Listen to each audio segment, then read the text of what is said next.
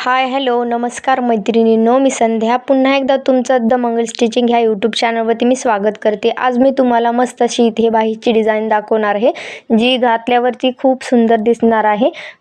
पूर्ण बलून शेपची आपली इथे बाहीची डिझाईन असणार आहे।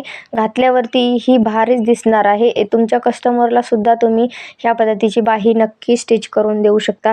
जर तुम्ही व्हिडिओ पूर्ण बघायचा आहे, कुठेही व्हिडिओला स्किप करायचं नाही, जेणेकरून मी ह्या व्हिडिओमध्ये ही बाहीची डिझाईन कशा पद्धतीने बनवायची हे सांगेल ते तुमच्याकडून मिस होणार नाही। त्यामुळे पूर्ण व्हिडिओ शेवटपर्यंत नक्की बघा आणि आपल्या चॅनलवरती नवीन असाल तर चॅनलला सबस्क्राईब करा। अशा पद्धतीने आता इथे आपण व्हिडिओला सुरुवात करूयात। त्यासाठी मी इथे डबल फोल्ड अस्तर करून घेतलेले आहे आणि त्याची रुंदी इथे मी 17 इंच घेतलेली आहे। तुम्हाला सुद्धा डबल फोल्ड फॅब्रिक घ्यायचं आहे। ह्या बाहीसाठी आपल्याला थोडंसं एक्स्ट्राचं फॅब्रिक लागणार आहे। त्यासाठी मी डबल फोल्ड करून जे आपलं अस्तर आहे ते घेतलेलं आहे। 17.5 इंच इथे 17 इंच किंवा 17.5 इंचपर्यंत आपल्याला ही रुंदी घ्यायचं आहे।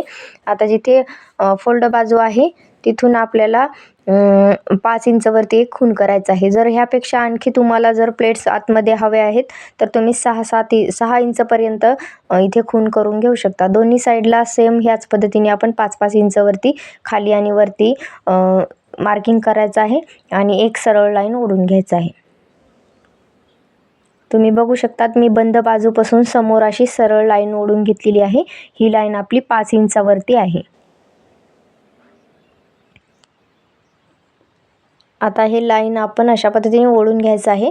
तुम्ही बघू शकता तिथे सरळ लाईन मी ओढून घेतली आहे। आता हीच लाईन आपल्याला जो खालचा पार्ट आहे ना त्यावरती सुद्धा सेम ह्याच पद्धतीने ओढून घ्यायचं आहे। इथे आपल्याला पूर्ण सेंटरमध्ये प्लेट्स घ्यायचे आहेत। आता मी दोन्ही बाजूला अशा पद्धतीने छोटे छोटे कट लावून घेते। जिथे आपण मार्किंग केलेली आहे तिथे अशा एक कट लावून घ्यायचा आहे, जेणेकरून दुसऱ्या सुद्धा साईडला आपण तिथून सरळ लाईन ओढून घ्यायचं आहे। कारण का इथे दोन्ही साईडला सेम त्याच पद्धतीने मार्किंग करायचं आहे आणि पूर्ण आतमध्ये आपल्याला हे प्लेट्स टाकून घ्यायचं आहे। बघू शकता तिथे मी दोन्ही साईडला मार्किंग करून घेतलेली आहे। आता एका साईडकडून मी अशा पद्धतीने छोटे छोटे प्लेट्स टाकून घेत आहे। इथे तुम्हाला तुमच्याने जेवढे छोटे प्लेट्स टाकायला शक्य आहे तेवढेच तुम्ही इथे छोटे छोटे प्लेट टाकून घ्यायचं आहे, जेणेकरून आपल्या जो बाहीला पफ आहे ना तो व्यवस्थित मस्त असा पफ येणार आहे। चपटी बाही होणार नाही, फुलवून असा पफ येणार आहे। त्यामुळे तुम्ही सुद्धा कशाच्याही साह्याने इथे छोटे छोटे प्लेट्स टाकून घ्यायचं आहे। तुम्ही बघू शकतात मी अशा पद्धतीने ते टेस्टरच्या साह्याने छोटे छोटे एक प्लेट्स सेट करून घेत आहे। पूर्ण कडेपर्यंत इथे आपल्याला आतल्या साईडने पूर्ण भागावरती छोटे छोटे प्लेट्स टाकून घ्यायचं आहे।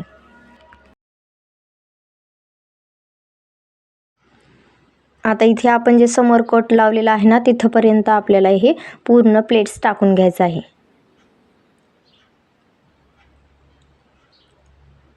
जर तुमचं फॅब्रिक दोन्ही साईडने एक्स्ट्राचं वाटत असेल तर तुम्ही आणखी 2-3 प्लेट्स एक्स्ट्राचे टाकले तरी चालेल। आता इथे आपल्याला काय करायचं आहे, जी आपण प्लेट्स खालच्या साईडला अशा पद्धतीने ठेवलेली होती ना त्याच्या विरुद्ध दिशेने आपल्याला इथे वरची प्लेट्स टाकून घ्यायचं आहे। इथे आपल्याला दोन्ही प्लेट्सची तोंडे जी आहेत ना एकमेकांच्या समोरासमोर करायचं नाही आहे। ती प्लेट्स जी आहेत खालची प्लेट्स त्याच्या विरुद्ध दिशेने आपल्याला वरची प्लेट्स टाकून घ्यायचं आहे। हे सुद्धा प्लेट्स आपल्याला जी मार्किंग केलेली आहे दोन्ही बाजूची तिथपर्यंतच आतल्या साईडने पूर्ण टाकून घ्यायचं आहे। आणि हे सुद्धा प्लेट्स आपल्याला काय करायचं आहे, जी छोटे छोटे प्लेट्स आपण टाकलेले आहेत खालच्या साईडने त्याच पद्धतीने टाकून घ्यायचं आहे। आता इथे आपल्याला बॉटमला फिनिशिंग देण्यासाठी पट्टी काढायचं आहे। साधारणतः 2 ते 2.5 इंचाची आपण पट्टी काढून घेऊया। मी 2.5 इंचाची पट्टी काढून घेतलेली आहे आणि पूर्ण अशा पद्धतीने 1/2 इंचाचं मार्जिन कव्हर करत इथे आपल्याला पट्टी अटॅच करायचं आहे। तुम्ही कोणत्याही एका साईडला बॉटमची फिनिशिंग देण्यासाठी ही पट्टी अटॅच करून घ्यायचं आहे। 1/2 इंचाचे मार्जिन कव्हर करत इथे ही पट्टी आपल्याला अटॅच करायचं आहे। आता ह्या पट्टीला अशा पद्धतीने खालच्या साईडला फोल्ड करायचं आहे आणि वरून एक शिलाई करायचं आहे। ही पट्टी मेन म्हणजे उलट्या साईडला अटॅच करायचं आहे। पहिल्यांदा तर आपण उलट्या साईडवर ठेवायचं आहे आणि ही पूर्ण पट्टी आपल्याला सरळ साईडवरती अशा पद्धतीने फोल्ड करून घ्यायचं आहे। जे काही तुमची फॅब्रिकची उलटी साईड आहे ना तिथून ती पट्टी अटॅच करायचं आहे। मग अशा पद्धतीने डबल फोल्ड करून वरच्या साईडने फोल्ड करायचं आहे आणि स्टिच करायचं आहे। बघू शकता साधारणतः 1/2 इंच रुंदीची मी इथे अशा पद्धतीची पट्टी तयार करून घेत आहे वरच्या साईडला, जेणेकरून जो आपला पफ आहे ना तो व्यवस्थित ह्या पट्टीवरती सेट राहील. घातल्यावरती सुद्धा खूपच भारी आपली ही बाहीची डिझाईन दिसणार आहे. ह्या बाहीची मस्त असं सेंटरवरती पफ येणार आहे. आता जो दंडघेरा आहे आपला तो टाकायचा आहे आणि समोर 1.5 इंच एक्स्ट्रा शिलाईसाठी घ्यायचा आहे. वरून जे काही आपला मुंड्याचा राऊंड आहे ना त्यानुसार इथे मार्किंग करून घ्यायचं आहे.